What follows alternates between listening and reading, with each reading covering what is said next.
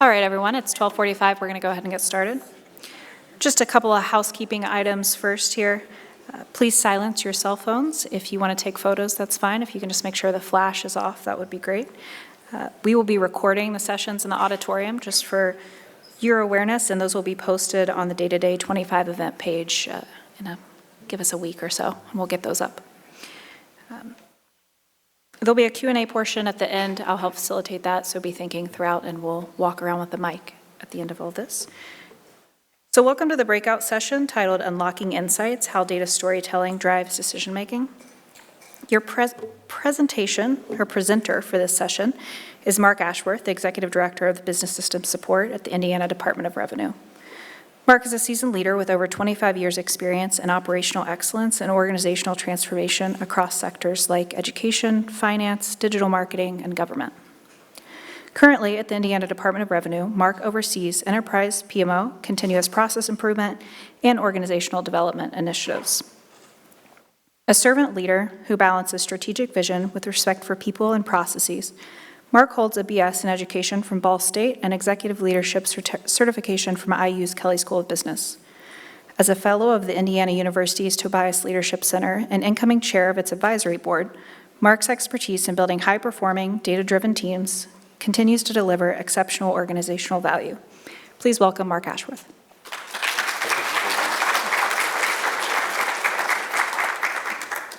Hello. There we go. Thank you, Caitlin. Caitlin, I just found out, is also in this year's cohort of the Tobias Leadership Fellows Program, so congratulations on that. That's a wonderful journey. So how many of you can remember the lyrics to a song from high school that you probably particularly didn't care about, but you get up from your desk one day, you take 5 steps, and you don't remember why you got up, right? How about you get a hot little piece of gossip in the office, and the person that you want to most tell it to is on vacation, so you have to hold on to that for like a week until they get back. But when they get back, you can recite that story with the same precision and detail that you could have had it been 2 seconds after you heard it the week prior. However, you probably can't give the same detail and clarity to that same colleague about a data presentation that you had during that week while they were gone, right? Why is that? It's the fact that song lyrics and stories can connect to our brain in a way that information cannot, because we use so many parts of our regions of our brain to connect to songs and stories because there's personality to it. There could be sights and smells and people that we attach to that, and so we're able to retain it and recall it, and even recite it if we need to. So that's why data storytelling is so important when we're trying to express and explain data to people. It's the missing link between connection to information and making decisions. I know, at least in the taxation kind of world, our undercurrent is moving faster than it ever has before. We have to get to making decisions faster and better than we ever had before, and making data-driven decisions is important more than it has ever been. So we're going to talk a little bit about how you can bring data storytelling into your world. First, before I do that, a little bit about my story. Caitlin did a wonderful introduction. I appreciate that. I have been an operation and business leader for 25 years. I've been at the Department of Revenue for a little over 7.5 years. It's the best job I've ever had. The best people, the best ideas, and the best things that are happening in my career are happening at the Department of Revenue. I get the awesome responsibility of leading a collective of teams that, when you break it down, we drive and improve the organizational capabilities and capacity of the Department of Revenue. So I have, like Caitlin said, project management office, business analyst, process improvement, communications, and electronic services, and a number of other groups that do some amazing stuff with the Department of Revenue. In 2022, I was selected to be a fellow in the Tobias Leadership Fellows Program. I'm currently the secretary and soon to be chair of their board. And I tell you all of that to simply tell you this. That reignited my understanding that I have to be a continuous student of leadership. If you're in a leadership role and you are not continuing to read and understand and show up for your employees, you're not doing your job very well. I understood that that was essential to how I do my job and how I show up for my employees. All of that aside, the only thing that really matters is down here at the bottom, that I'm a show dog dad. This is my dog, Wells. Wells right now, he's a red English Cocker Spaniel, if anybody's curious. He is taking us on a wild ride through the dog show world. Right now, if I remember correctly, on the professional circuit, I think we're in the top 20 in the country for our breed. On the kind of amateur level, meaning we don't pay anybody to show our dog and we don't pay people for grooming, things like that, we're number 3 in the country point-wise. So it's a very exciting journey to go on to something completely different than the tax world, but we enjoy it and I love it. So their agenda today, we're going to talk about understanding data storytelling, what that means. How do we use the power of a narrative to get people closer to making decisions? We're going to talk about some frameworks and techniques that you can use to start to build your capability in data storytelling, some practical applications. When do you use it? When is it not a good idea to use data storytelling? And then we're going to talk about creating visuals. We all love to create visuals if you're part of the data-focused job, but we need to do that so it complements the story and the data that we're trying to express, and it doesn't compete with it. So, what is data storytelling? It is not really any different than a lot of the things we're doing today. We're still compiling our data. We're still making sure we get the right data set. We're making sure we analyze it correctly, and we want to then figure out how to communicate it more directly and more effectively. So we're going to add narrative in between the space where we typically do our data analysis and create our visuals, right? So at the Department of Revenue, we are starting this journey. I'm not an expert at it, we're not an expert at it, but we've begun that journey to figure out how we can utilize this skill to help support our leaders and our frontline employees to help them make better decisions. So when we use a narrative to help explain what's going on, then we get to the visual part, which just enhances and enriches that story. And where those things intersect is where change and decisions happen. And that's where we're trying to get closer to. So why does it matter? It's a good question. It matters because data storytelling offers engagement. Stories are engaging. We've loved stories since we were little kids, right? So we are 22 times more likely to remember a story than we are a data table. I actually will remember that data table or that graph better if I had a story to attach to it. It also, well, I should say, studies show us that people can really only retain about 7 numbers in their working memory. 7. It's not a lot. There's a plus or minus 2 factor, but 7 is the thing to keep in your mind. And when you think about just a basic line graph, x-axis, y-axis, you've already outnumbered your brain, right? And people try to look at that first, right? We look at that x and y-axis, try to make sense of it. Does this all, can I relate to this? Do I understand what they're saying? And I've already maxed out on the numbers that I can retain. So when I get to that data that's in the middle of that table that really matters, what that data analyst or presenter is trying to do, I've lost it. So data storytelling helps us remove some of that noise and get to what we're trying to do. So it offers clarity. Clarity in terms of simplifying a lot of what we're trying to tell, understanding who your audience is. And it helps you find the signal through the noise, or it helps you at least point out what is the thing, the idea, the problem, the number that you want your audience to really hone in on and really understand, because that's driving whatever problem we're trying to solve or whatever information we're trying to use to tell us if we're heading in the right direction. That signal is super important. And then obviously it drives action, right? We're trying to help people make informed decisions and feel comfortable doing that. So data storytelling is going to help that happen, and it's going to be your place as a presenter, a data analyst, whoever, whatever role you sit in, to help demonstrate your process, what you've learned, what you think they need to know, and how that's going to be important in persuading them to take action. So let's go through a little exercise around this. So I work in the Department of Revenue. Basically, there isn't really any data I can share with you. So we're going to play pretend for a second, and we're going to look at, I used to work for the Canadian Yellow Pages, and I worked for them at a time where they were making a digital transformation from the phone book world into like websites and all kinds of digital products. So we were launching products every month. So it was not unheard of me sitting in a meeting as an operations leader with marketing and sales and product development, trying to look at how's it going with a particular product suite. So this product suite, we launched 5 months ago. It was a package of products, but we knew that it was going to be too much for consumers to jump right into. So we segmented it out into 3 series, knowing they could purchase series 1, they'd work through it a little bit, and they'd be like, oh, that's great. But if I just had this other thing, it would be better. And we go, aha, product 2, right? Series 2 comes along, and you work through that a little bit, and then you go, oh, if I just had this one more thing, we'd be golden. Then comes series 3. It helps build confidence, it helps build value into the product suite, and so we want to sit down and see how that's going.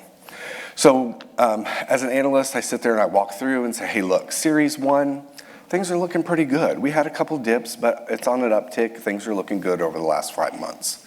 Series 2, general uptick overall. We've had a little bit of dip in what was a month 4, sharp increase over months 4 to 5. Things are looking great. Series 3 had a stronger start than expected. Okay, cool. And it's continuing on a growth pattern. And what happens in these meetings, we typically go, so what do y'all think? Anybody been in that meeting before? Anybody led that meeting before? You get a lot of groupthink. You're going to have sales going, numbers up, that's great, what do I care? And product development might be going, I don't know. Marketing's going, well, that's not really what I expected, but everybody else is happy, so great, it looks great, everything's wonderful. Problem is, everything's not wonderful. As the presenter, I'm going, wait, hold on, that's not the reaction I expected.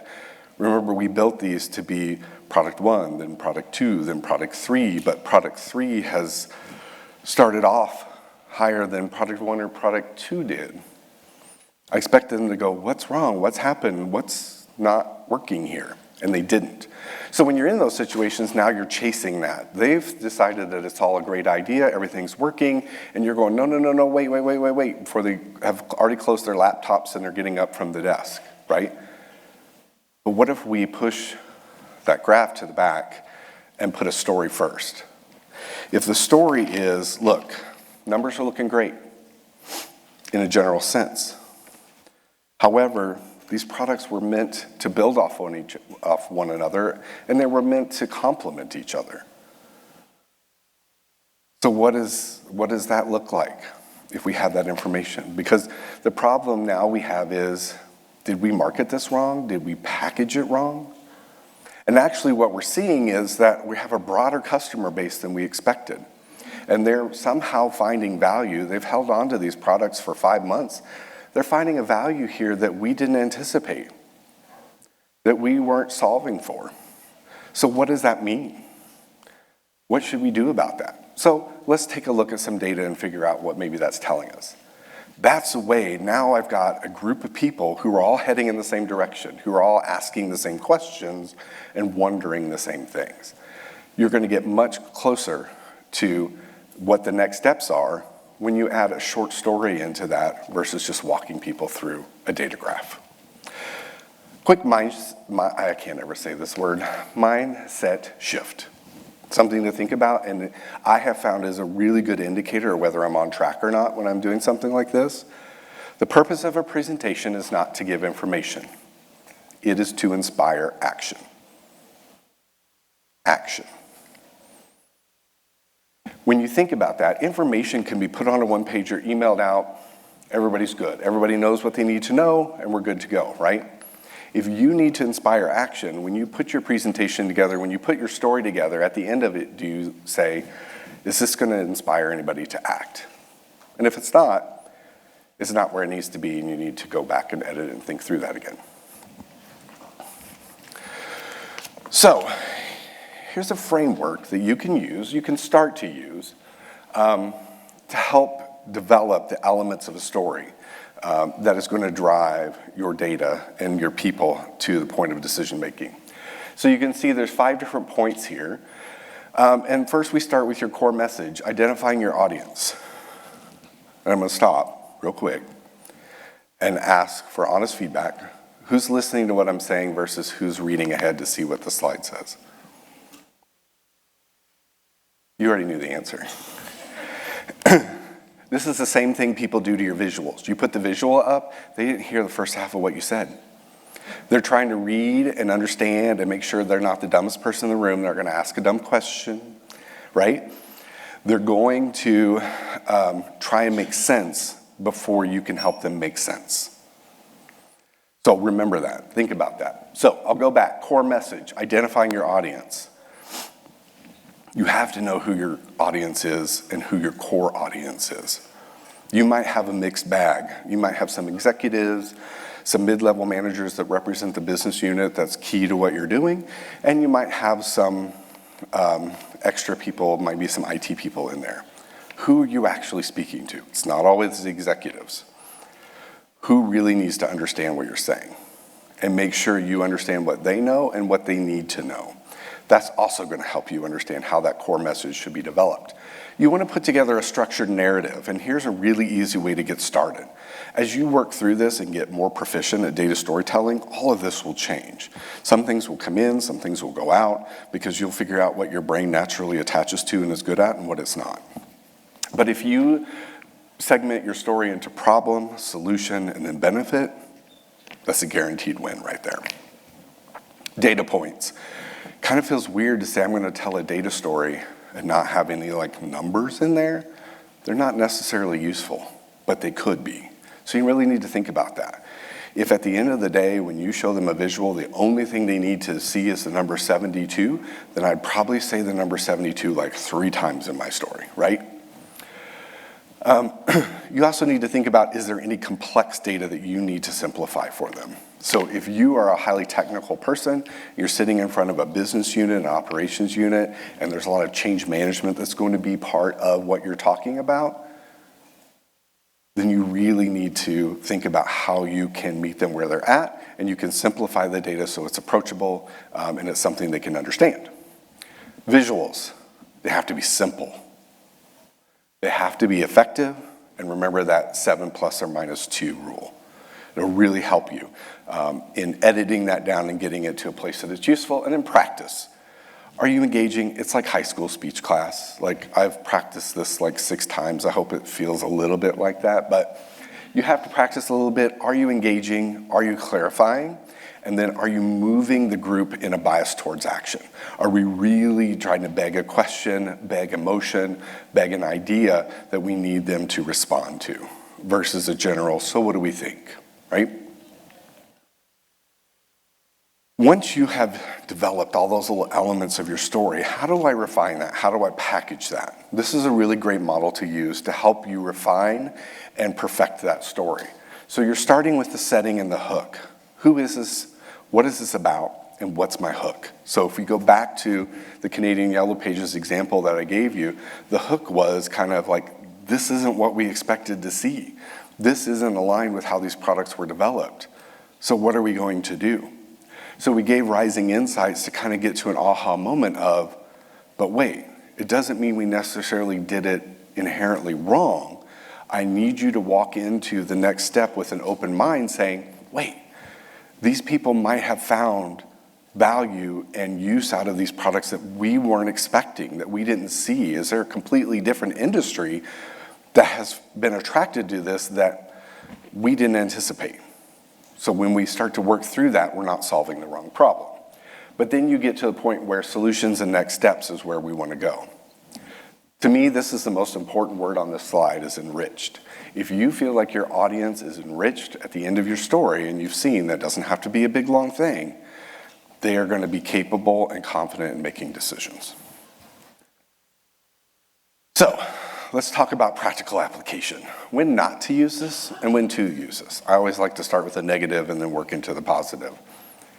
If you need immediate precise data, you're working on something super technical, you're a whole bunch of techie people, story probably doesn't serve you very well here. If your audience requires raw data, so you're in the data delivery world, and they just need to have confidence that you've given them a great data set to go analyze, they don't need a story here. They need information, right? If your narrative could oversimplify what is needed. So if you've got a really heavy problem and you've got a lot of complexity to it and you need people to embrace that complexity and embrace the layers there, don't oversimplify it with a story. Get into the weeds with them. And finally, when objectivity is paramount. If you're coming, we got a big problem. At the Department of Revenue, we call it a SWOT. It's our favorite thing, right? But you're going to walk into a room and there's a lot of big feelings about it because people are like, oh, what did I do wrong? Did they do it wrong? Who did it wrong? Who did what wrong, right? You need to remain neutral because you're trying to help them get someplace. Sometimes a story is good, sometimes it's not. Always something to consider in that environment. But when should we use it? Obviously, when we want to inspire action, I've been talking about that quite a bit, but also when you need them to turn a corner. If you're working with a group and we've been headed down the same street for years, right? We've always done it that way. And you need to make a left at the next intersection. A story is a really great way to help people with change management. How do I understand? My favorite thing with change management is if you can make doing what we're doing today scarier than the change, you will get some buy-in, and a story is a great way to do that. Simplifying complex data for non-technical, I talked about that a little bit. If you're sitting there in front of, you're an IT professional and you're sitting in front of a business unit, they need your help on making that connection. Obviously, highlights trends over time. If you're trying to add context, but you really want people to focus on a piece of that segment but understand the bigger picture, a story will help them focus. Probably one of the best uses of data storytelling is to build empathy and connect at a human level. So I'll tell you a story real quick. When I first started at the Department of Revenue, one of the first projects I jumped on allowed me to kind of immerse myself into a segment of our agency. And it was, how do we take our correspondence, image it, and put an electronic workflow to it? So what that required of me was sitting down with our customer service correspondence team, getting to know them, asking them questions, seeing what's working, what's not working from their perspective, and then I got to spend a lot of hours sitting in a closet with stacks and stacks of 25 pieces of correspondence, sifting through it to understand who these people were, what they were asking us to do, and how we were responding to it. And I came across a letter from a customer named Curtis. And Curtis, in this handwritten letter on a piece of what I call school paper, notebook paper, was basically telling us that his job didn't allow him to call us during our open hours for our call center. And he knew he had a liability. He thought he was close to being paid off, but he wasn't sure. He had lost his internet access. He was getting ready to lose his phone. So he was going to send us $75 a month until we told him he was paid in full. Obviously, Curtis is not a person who's in a position to send $75 to us if we don't need it. So I took that letter and I took it to customer service leadership and I said, are we prepared to respond to Curtis? And the answer was no. So obviously we fixed that, but I hold Curtis's story with me because anytime we're making operational improvements to serve our customers, one of the questions I always ask is, will this help Curtis? Because I know and understand that Curtis is in our most manual, most need-based situation, and if we know that we can either help him directly or that the gap between the solution and what Curtis needs is as small as we can possibly get it. So when you're able to bring some of that humanity to the problem and to the things you're trying to fix, that can offer a lot of progress in getting people where you need them to be to walk them right up to that line of making a decision, right? So let's move to visuals. We want to make captivating visuals. We all spend, if you're doing any kind of data presentation, we're super proud of our visuals, right? Our dashboards are colorful. I'm colorblind, so I hate colorful dashboards. I usually have no idea what people are trying to show me. But we're very proud of those, and we think they speak volumes for what we're trying to do. And they have a place, and they're super important.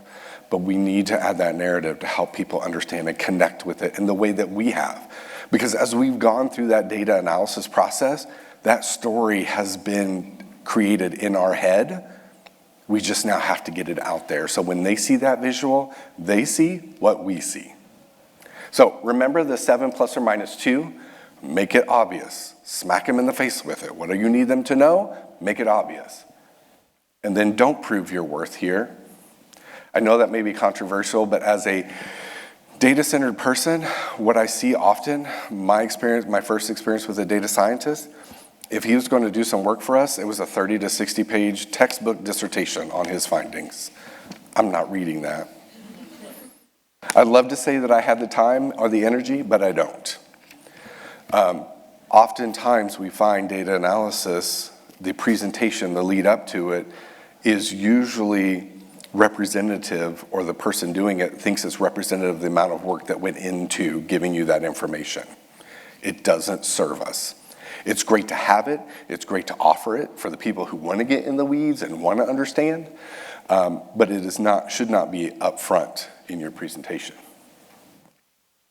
So, on the left, we had what was originally kind of shared as part of the Canadian Yellow Pages product information. But what if that visual was more something like this? So when you think about it, we weren't really worried about the numbers here, right? We're worried about the behavior and the patterns. So I don't need that x-axis. I don't need that scale on the left. It's irrelevant. It's just number noise, right? We know this is over a series of time. Everybody knows February is in between January and March, even in Canada, right? So I took what we expected to see, put it in the background, pulled to the foreground what is actually happening, so people could start to see the relationship between what we expected to have happen and what actually is happening, so we can talk about it. And so it makes the thing I need people to pay attention to way more apparent with a lot less noise.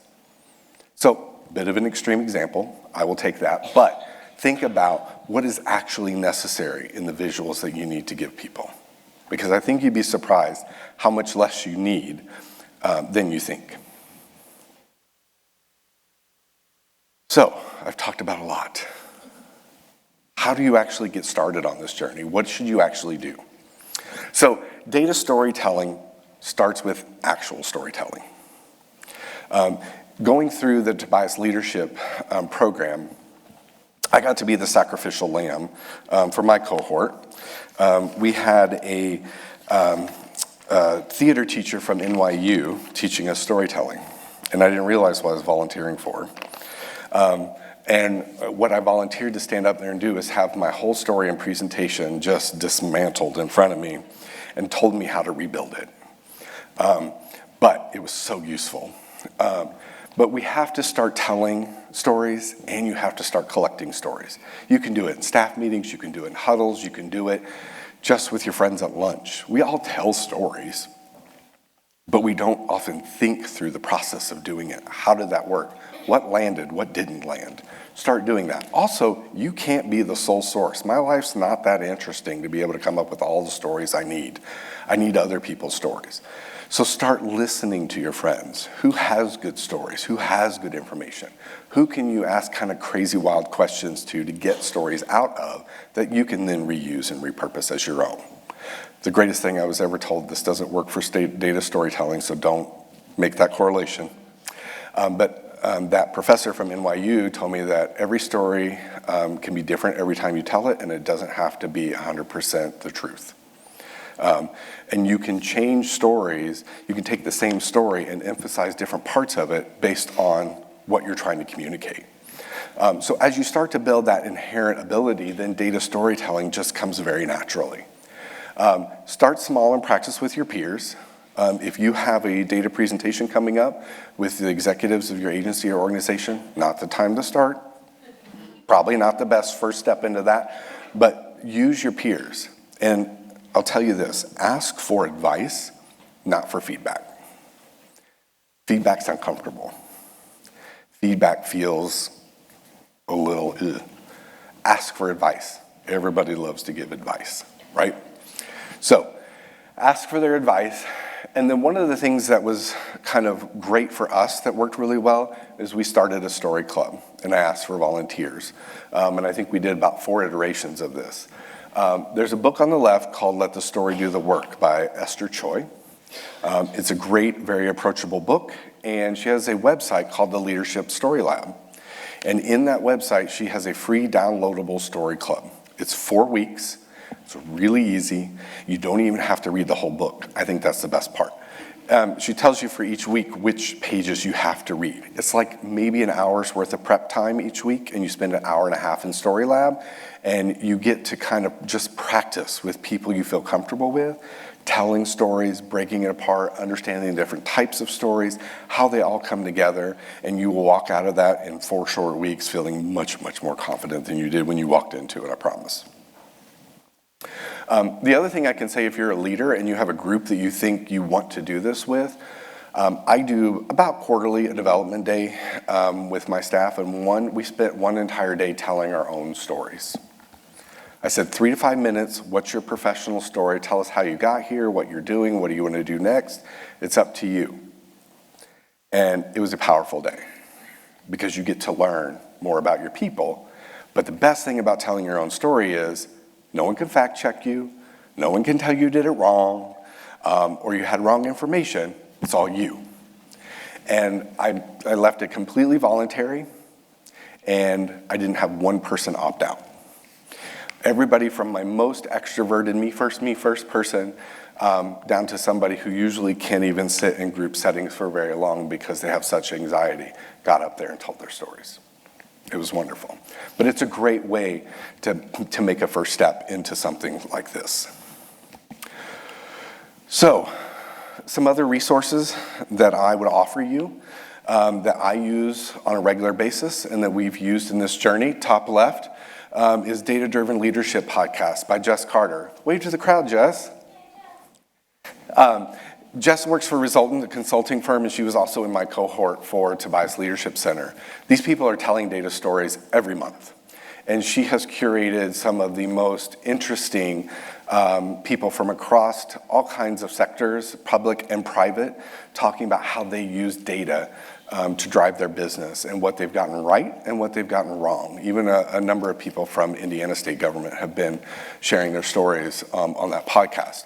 The next in the middle top is The Hidden Speaker. This is a website by Christopher Chin, who I was introduced through Jess's podcast. Chris is a fantastic person. It's my most favorite message in my LinkedIn is from Chris asking me what I'm doing and being able to converse with him. But he has a great website with lots of free information you can subscribe to get, newsletters, downloads. But he is a classically trained musician turned data analyst turned speaking coach. Because he was a data analyst and his boss said, you are like one of the greatest data analysts we have, but you can't communicate with people. And he went, that's a problem. So he created a whole business on helping people who are data-centered in their job be able to communicate with the people that they need to interact with and the people they need to help. Kelley School of Business, their executive education program, they have a number of free webinars, but they also have short courses and certificates that I helped boost my understanding of not only data storytelling, but storytelling in general. I've already talked about the Leadership Story Lab and the Let the Story Do the Workbook. I put a note, if you pull these slides, there's one little piece of the Leadership Story Lab that's not quite right, so I put a note on there to remind you. The Tobias Leadership Center has a number of leadership insights and oral history program that can give you some insights to leadership challenges or data challenges that you have. You can learn about the Fellows Program.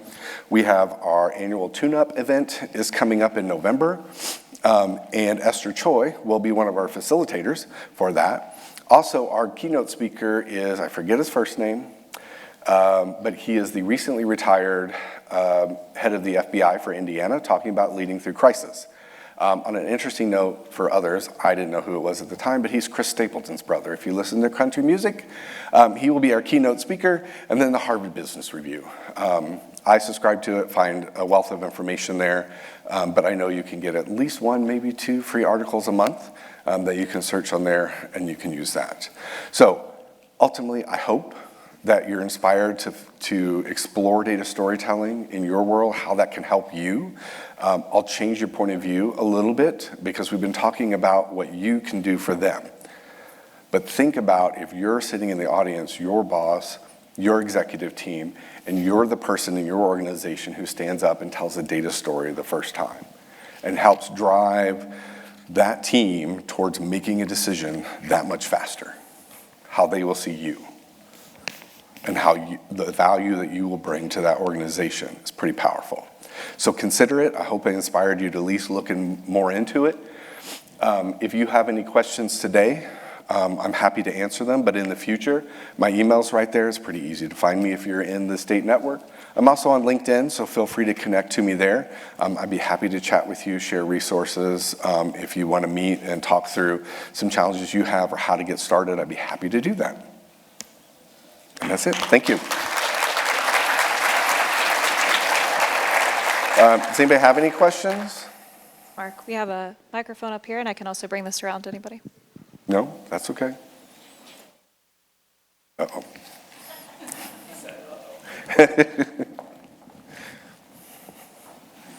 Okay, so one of the challenges that we have in our organization is a lot of our presentations have to be vetted by the powers that be before they, go out and present it to the public.